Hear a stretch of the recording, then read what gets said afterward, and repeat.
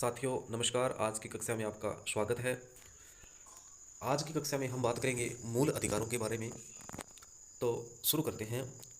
मूल अधिकार जानने से पहले थोड़ा सा इसका बैकग्राउंड देखते हैं कि भाई मूल अधिकार के बारे में सर्वप्रथम कब चर्चा की गई, कब ये अस्तित्व में आए। तो शुरू करते हैं। मूल अधिकारों के बारे में सर्वप्रथम कराची अधिवेशन 1931 में हुआ। उसमें पहली बार मूल अधिकारों से संबंधित विधिवत प्रस्ताव पारित किया गया। तो साथियों ये भी प्रश्न बनता है परीक्षा में कि किस अधिवेशन में पहली बार मूल अधिकारों से संबंधित प्रस्ताव पारित हुआ। तो कराची अधिवेशन 1931 याद रखना। फिर बात करते हैं कि मूल अधिकारों का उल्लेख संविधान के भाग 3 अनुच्छेद 12 से 35 में किया गया है। भाग 3 को भारत का मैग्ना कार्टा कहा जाता है। भाग 3 को भीमराव अंबेडकर ने सर्वाधिक आलोचित भाग कहा था। पंडित जवाहरलाल नेहरू ने भाग 3 को संविधान की आत्मा कहा था। फिर बात करते हैं मूल अधिकारों की विशेषताएं। ये भी अपने परीक्षाओं में प्रश्न देखने को मिलते हैं कि निम्न में से मूल अधिकारों की विशेषताएं नहीं है या मूल अधिकारों की विशेषता है। तो साथियों इसको थोड़ा ध्यान में रखना कि मूल अधिकार स्थायी नहीं है अथवा ये परिवर्तन या संशोधन योग्य है। कहने का मतलब मूल अधिकार स्थायी नहीं है, परिवर्तनीय है अथवा संसद के द्वारा संशोधन किए जा सकते हैं। सभी मूल अधिकार कार्यपालिका व विधानमंडल को नियंत्रित करते हैं, संविधान द्वारा संरक्षित व प्रवृत्त है। मूल अधिकार न्यूनीकरण या निलंबन अथवा संविधान द्वारा विहित रीति से इसका निलंबन किया जा सकता है। फिर बात करते हैं मूल अधिकार विधायी शक्ति को मर्यादित करती है। मूल अधिकार सभी विधिक अधिकार मूल अधिकार नहीं है। मूल अधिकार वाद योग्य है। वाद योग्य यानी न्यायालय में ये वाद योग्य है, न्यायोचित है। मूल अधिकार असीमित नहीं है यानी कि ये सीमित है। मूल अधिकार राज्य के द्वारा युक्ति युक्त निर्बंधन लगा सकती है। मूल अधिकार युक्ति युक्त निर्बंधन का निर्धारण कौन करता है? न्यायालय करता है। मूल अधिकारों की प्रकृति कैसी है? नकारात्मक है। साथियों वेरी वेरी इंपॉर्टेंट है, कई बार परीक्षाओं में पूछा गया कि मूल अधिकारों की प्रकृति कैसी है, तो नकारात्मक है, क्योंकि ये राज्य की सीमाएं स्पष्ट करते हैं, न कि उस पर कोई विशेष कर्तव्य आरोपित करते हैं। मूल अधिकार व्यक्ति मूल अधिकारों को लागू कराने के लिए किसी भी न्यायालय में पहले जाकर आवेदन कर सकते हैं, यानी मूल अधिकार हमारा कर्तव्य है, तो इसे हम न्यायालय में जाके लागू करवा सकते हैं। फिर देखिए साथियों, मूल अधिकार तो हम कई बार पढ़ते हैं, लेकिन मूल अधिकारों के बारे में फैक्ट जानना बहुत जरूरी है, क्योंकि दौर बदल चुका है साथियों। अब जो पहले प्रश्न आते थे उस तरीके के प्रश्न आजकल परीक्षाओं में नहीं आते हैं, आजकल घुमा फिरा के प्रश्न आते हैं। तो मूल अधिकारों के बारे में कुछ विशेष तथ्य।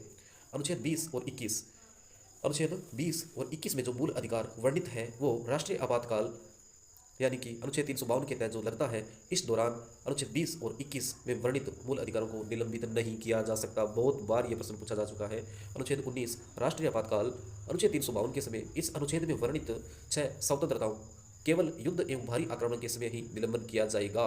वेरी वेरी इंपॉर्टेंट प्रश्न इस प्रकार बनेगा, कौन सा अनुच्छेद राष्ट्रीय आपात के समय केवल युद्ध एवं भारी आक्रमण के समय निलंबित किया जाएगा? तो इसका उत्तर बनेगा अनुच्छेद 19। बात करते हैं अनुच्छेद 33। अनुच्छेद 33 में सशस्त्र बल, पुलिस बल, गुप्तचर संस्थाओं की सेवाओं का प्रतिबंधन संसद कर सकती है। अनुच्छेद 34 राष्ट्रीय आपात से भिन्न जैसे सैन्य प्रभाव वाले क्षेत्रों में संसद मूल अधिकारों का निलंबन किया जा सकता है। फिर बात करते हैं साथियों, ये 3 वाद है मूल अधिकारों के बारे में, बहुत महत्वपूर्ण है। तो शंकरी प्रसाद बनाम भारत संघवाद 1952, इसमें संविधान संशोधन अधिनियम पारित करके संविधान के किसी भी भाग में संशोधन किया जा सकता है। यह बात शंकरी प्रसादवाद में की गई है। फिर बात करते हैं गोलकनाथ बनाम पंजाब राज्यवाद 1967, इसमें मूल अधिकारों के संशोधन की प्रक्रिया पर रोक लगा दी। फिर बात करते हैं केशवानंद बनाम केरल राज्यवाद 1973। मैंने आपको कई बार बताया है कि सबसे बड़ा वाद था, इसमें 13 न्यायाधीशों की टीम ने भाग लिया था। तो केशवानंद भारती बनाम केरल राज्यवाद 1973, संसद अनुच्छेद 368 के अधीन मूल अधिकारों में संशोधन कर सकती है। बहुत महत्वपूर्ण प्रश्न है ये कि कौन से अनुच्छेद के तहत संसद मूल अधिकारों में संशोधन कर सकती है? तो अनुच्छेद 368। इसमें न्यायाधीशों की 13 पीठ थी। केशवानंद भारती बनाम केरल राज्यवाद 1973 में मुख्य न्यायाधीश CJ सिकरी थे। फिर बात करते हैं साथियों मूल अधिकार। तो मूल अधिकार कुछ ऐसे मूल अधिकार हैं जो केवल भारतीय नागरिकों को प्राप्त है, और कुछ मूल अधिकार ऐसे हैं जो सभी नागरिकों को प्राप्त है। तो बात करते हैं भारतीय नागरिकों के हेतु मूल अधिकार। ऐसे मूल अधिकार जो केवल भारतीय नागरिकों को प्राप्त है कौन से हैं? अनुच्छेद 15 में वर्णित, अनुच्छेद 16 में वर्णित, अनुच्छेद 19 में वर्णित, अनुच्छेद 29 में वर्णित, अनुच्छेद 29(2) में वर्णित, अनुच्छेद 30 में वर्णित। और ऐसे मूल अधिकार जो सभी व्यक्तियों के लिए यानी शत्रु देश को छोड़ करके, तो अनुच्छेद 14, अनुच्छेद 17, अनुच्छेद 18, अनुच्छेद 20, अनुच्छेद 21, अनुच्छेद 22, अनुच्छेद 23, अनुच्छेद 24, अनुच्छेद 25, अनुच्छेद 26, अनुच्छेद 27, अनुच्छेद 28। साथियों बात करते हैं अनुच्छेद 19(1), 6 व 31। इसमें क्या है? इसमें संपत्ति का अधिकार था। साथियों, जब संविधान लागू हुआ उस समय अनुच्छेद 31 व अनुच्छेद 19 एक चय में जो मूल अधिकार, संपत्ति का मूल अधिकार था, उसे 44वें संविधान संशोधन 1978 के तहत अनुच्छेद 300 के भाग 12 अध्याय 4 में कानूनी अथवा विधिक अधिकार बना दिया गया। उस समय प्रधानमंत्री कौन थे? कई बार यह प्रश्न बनता है कि अनुच्छेद 31 में जो संपत्ति का मूल अधिकार वर्णित था उसे हटा करके अनुच्छेद 300 कै में जब विधिक मूल अधिकार बना दिया गया, उसमें भारत के प्रधानमंत्री कौन थे? तो मोरारजी देसाई जनता सरकार के थे। इन दोनों अनुच्छेदों के लिए संवैधानिक उपचार की व्यवस्था नहीं है। चलो शुरू करते हैं साथियों अपने मूल अधिकार।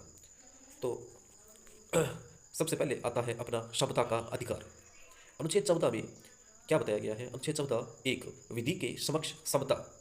विधि के समक्ष समता का अर्थ क्या है? एक नकारात्मक संकल्पना है कि किसी भी व्यक्ति को जन्म या पद के आधार पर कोई विशेष अधिकार प्राप्त नहीं होंगे, सभी वर्ग समान रूप से विधि के अधीन होंगे।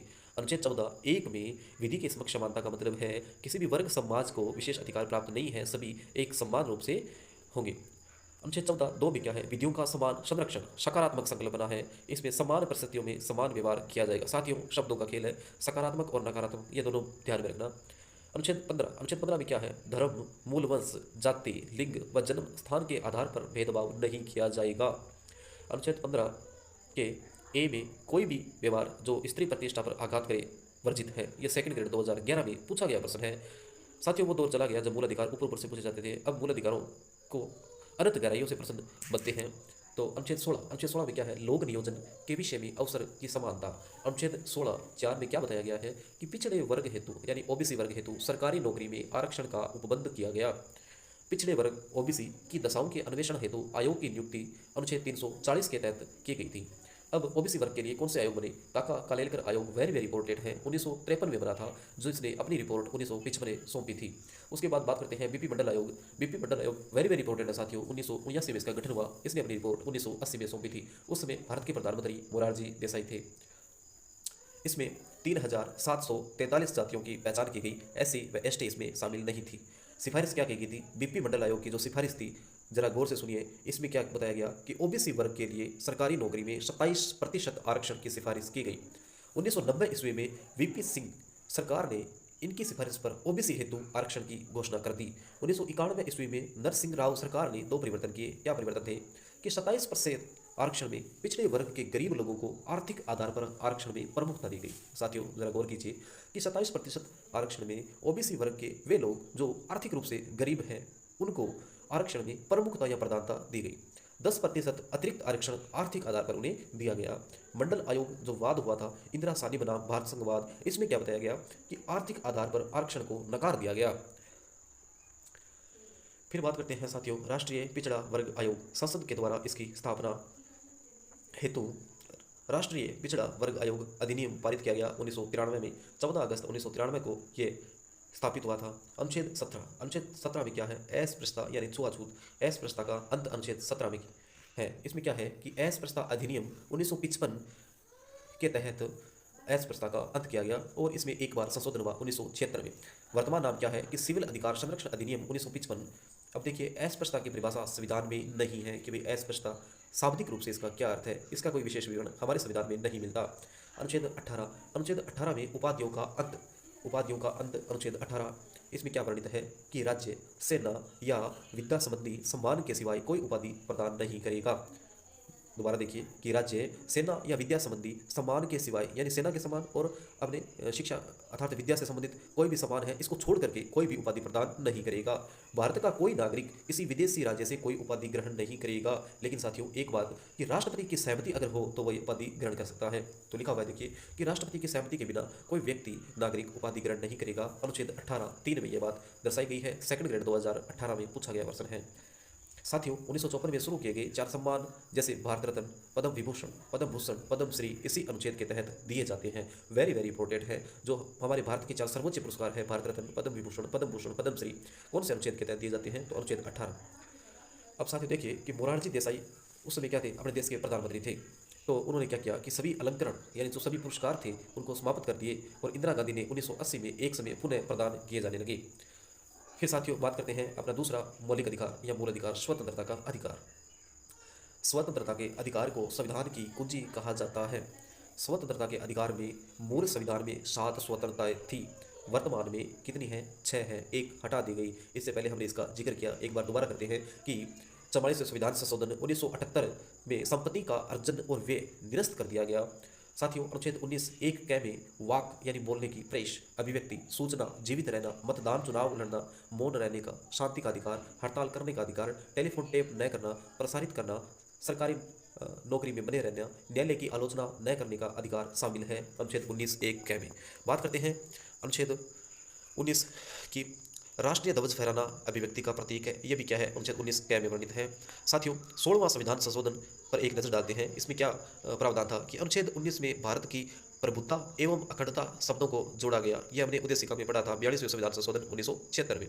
तो साथियों, वो 6 शब्द थे तो पहले हमने पढ़ ली। अब बात करते हैं अनुच्छेद 19 एक ख में क्या बताया गया है कि शांतिपूर्वक व निरायुध संवेदन की स्वतंत्रता। शांतिपूर्वक हमें कोई भी संवेदन कर सकते हैं। अनुच्छेद 19 एक ग में क्या है? संघ बनाने यानी संगम की स्वतंत्रता है। अनुच्छेद 19 एक ग में क्या है? अबाध आचरण यानी कहीं भी आने जाने की कोई रोक टोक नहीं है। अनुच्छेद 19 एक अंग में क्या है? कि भारत के किसी भी भाग में निवास करने की गारंटी प्रदान करता है। अनुच्छेद 19 एक 6 में क्या है? वृत्ति व्यापार करने की स्वतंत्रता है। साथियों, अनुच्छेद 19 एक 6 में जो संपत्ति से संबंधित स्वतंत्रता थी उसको हटा दिया गया है।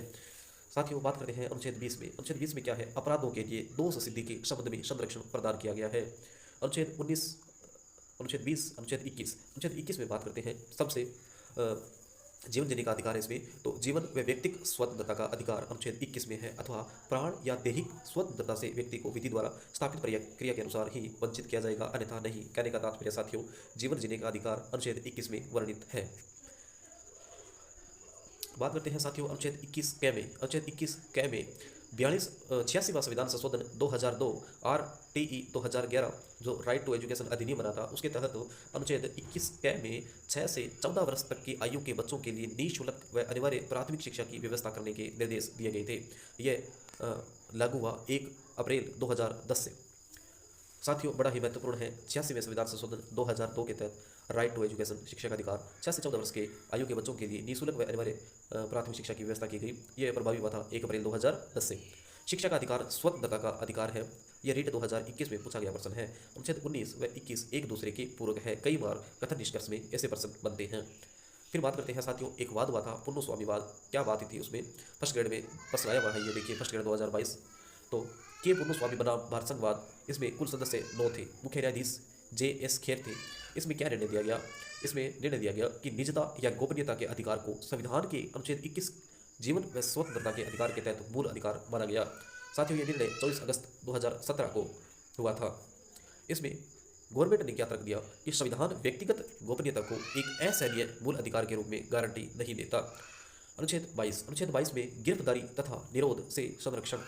इसमें क्या है? इसमें है हिरासत में 3 बातें याद रखनी है अनुच्छेद 22 में। पहली बात, हिरासत में लेने का कारण बताना होगा। किसी भी व्यक्ति को गिरफ्तार करने से पहले उसका कारण बताना होगा। वकील करना या परामर्श लेने का अधिकार उस व्यक्ति का होगा। साथियों, 24 घंटे के अंदर न्यायालय में पेश करना जरूरी है। अनुच्छेद 22 किस पर लागू नहीं होता? ये शत्रु या अंतर्देशीय व निवारक व नजरबंद किए गए व्यक्ति पर अनुच्छेद 22 लागू नहीं होता। साथियों, बात करते हैं शोषण के विरुद्ध अधिकार। अनुच्छेद 23 मानव दुर्व्यवहार व बेगार पर प्रतिबंध यानी बलात् निषेध। बलात् निषेध कहने का मतलब ऐसे छोटे बच्चे जो किसी कल कारखानों में मजदूरी करते हैं उस पर रोक लगाई गई है। कौन से अनुच्छेद में? 23। तो मानव दुर्व्यवहार व बेगार पर प्रतिबंध, बलात् श्रम पर निषेध। साथियों, बात करते हैं अनुच्छेद 24। अनुच्छेद 24 में क्या है कि कारखानों में बालकों के नियोजन का प्रतिबंध है। कहने का मतलब 14 वर्ष से कम आयु के ऐसे बच्चे जो किसी जोखिम भरे कार्य अथवा कारखाने आदि में इन्हें नहीं लगाया जाएगा। बाल श्रम प्रतिषेध अधिनियम 1986 प्रभावी है। स्वतंत्र भारत का पहला कारखाना अधिनियम 1948 में आया था। बहुत महत्वपूर्ण प्रश्न है। स्वतंत्र भारत का पहला कारखाना अधिनियम 1948 में बना था। बाल अधिकार संरक्षण आयोग एक्ट 2005 बालकों के संरक्षण हेतु राष्ट्रीय आयोग व राज्य आयोग की स्थापना का निर्देश देता है। राष्ट्रीय बाल अधिकार संरक्षण आयोग का गठन 2007 में किया गया। राजस्थान बाल अधिकार संरक्षण आयोग का गठन 23 फरवरी 2013 को किया गया था। तो साथियों, यह था आज की कक्षा। कैसे लगी साथियों? कमेंट करके जरूर बताएं। लाइक करें, शेयर करें, सब्सक्राइब करें। धन्यवाद साथियों। आपका दिन शुभ हो। आप हमारे साथ ऐसे ही बने रहे। रोजाना आपको ऐसे फैक्ट देखने को मिलेंगे। उम्मीद करते हैं साथियों इसमें से आपको परीक्षाओं में प्रश्न जरूर देखने को मिलेंगे और आपकी काफ़ी हद तक मदद होगी। आप हमारे वीडियो को लाइक करें, कमेंट करें, शेयर करें और चैनल को सब्सक्राइब करें। धन्यवाद साथियों, आपका दिन शुभ हो।